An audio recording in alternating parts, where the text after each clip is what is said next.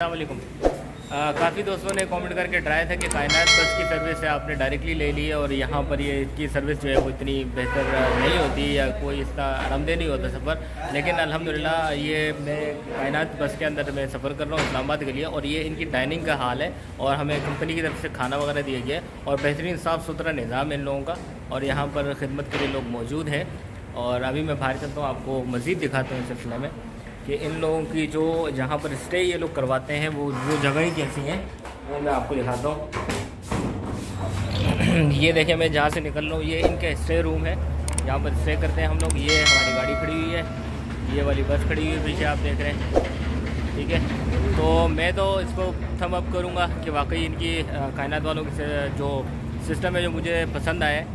हाँ, ये कराची से चली थी तो इतना हुआ था कि एक जगह जब ये स्टे कर रहा था वहाँ पर आराम के लिए हाथ मुँह धोने के लिए तो वहाँ पर कोई चार्जेस वगैरह थे और वॉशरूम वगैरह साफ़ नहीं थे।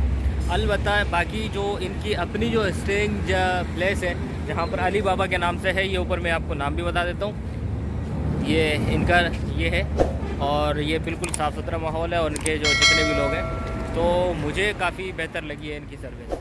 ज़्यादा